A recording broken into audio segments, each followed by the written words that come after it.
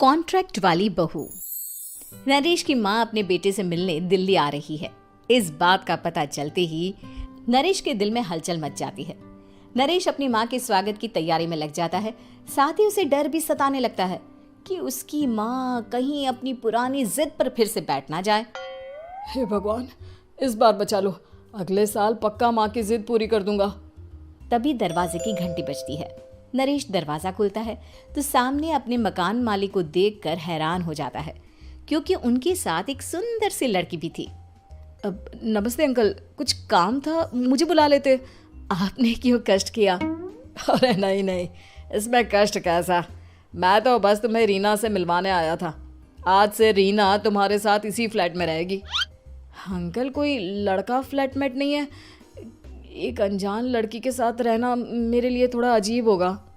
देखो नरेश, मैं तुम्हें पहले भी बता चुका हूँ कि इस फ्लैट में तुम्हें किसी ना किसी के साथ एडजस्ट करना ही होगा, या फिर तुम अकेले पूरे फ्लैट का किराया दे दो, मैं किसी को नहीं रखूंगा।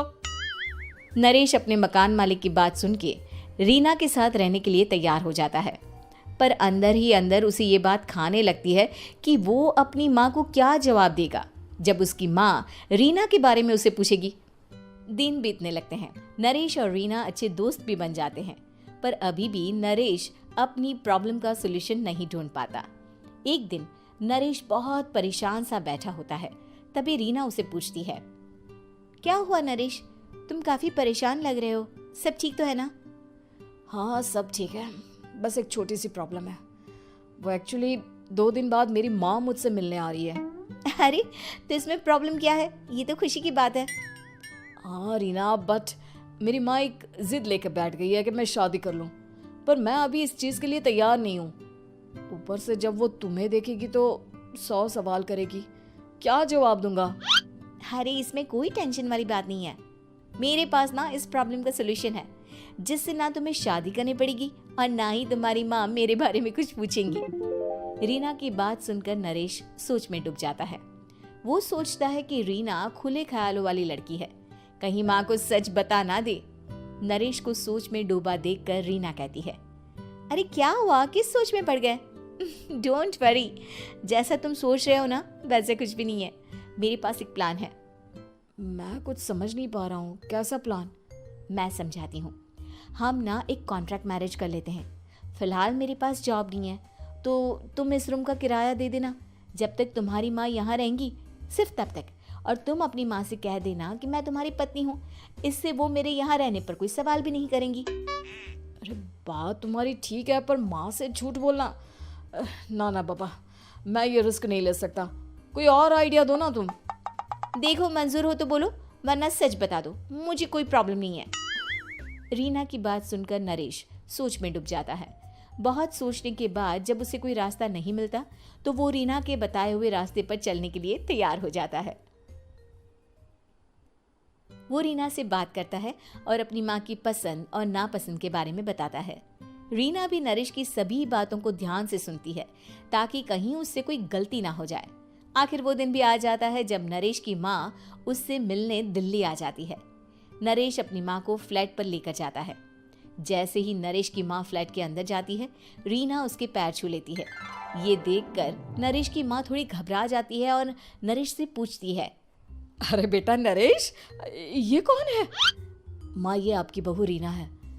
माफ़ी चाहता हूँ, सब कुछ इतनी जल्दी में हुआ कि आपको बता ही नहीं पाया, इसलिए सोचा कि क्यों ना आपको सरप्राइज दिया जाए। अरे बेटा, मैं तो बस तेरा घर बसा हुआ देखना चाहती थी। हाँ, बहुत अरमान थे अपनी इकलौते बेटी की शादी को लेकर, लेकिन कोई बात नहीं, शायद किस्मत को यही मंजूर होगा। ये कहते ही नरेश की माँ रीना को गले लगा लेती है। रीना बेटिया, मेरा बेटा ना थोड़ा नादान है, पर तुम काफ़ी समझदार लगती हो, और मैं जानती हूँ कि तुम इसका बहुत अच्छे से ध्यान रखोगी। माँ आप चिंता मत कीजिए, मैं सब संभाल लूंगी। नरेश की माँ अपने बहू और बेटे के साथ खुशी खुशी रहने लगती है। दिन बीतने लगते हैं। नरेश की माँ और रीना का रिश्ता बहुत मजबूत होता चला जाता है। वो दोनों सारा दिन एक साथ रहती और खूब बातें करती। इधर साथ रहते रहते नरेश और रीना भी एक दूसरे से प्यार करने लगते हैं। दोनों को इस बात का एहसास हो जाता है, फिर भी वो इस बात को छुपा कर ही रखते हैं।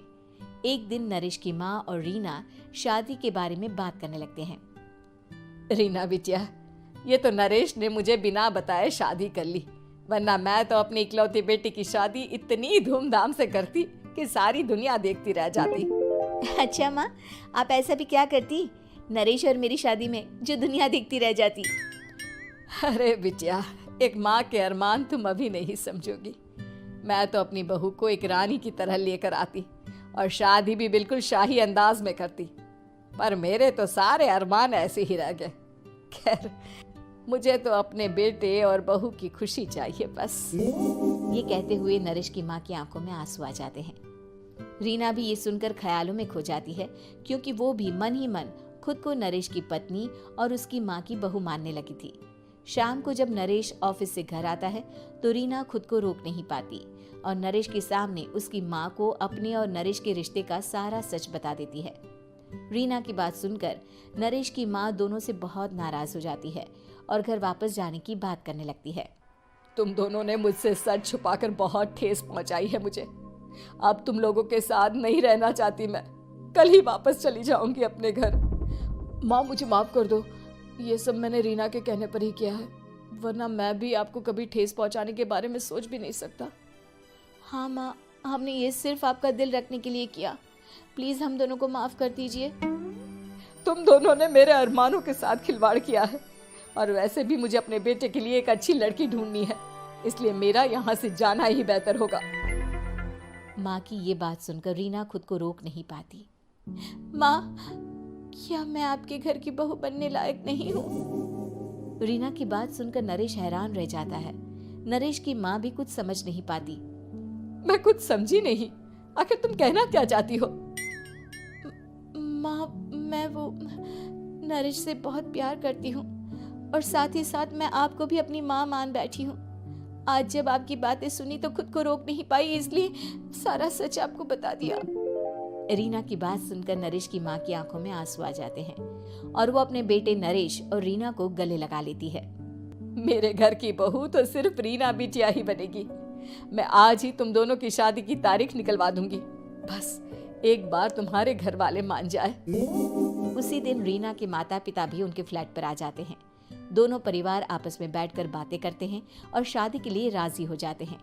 रीना भी कॉन्ट्रैक्ट फाड़ देती है और कहती है, सही मायने में मैं अब बहू बनूंगी, अब तक तो सिर्फ कॉन्ट्रैक्ट वाली बहू थी।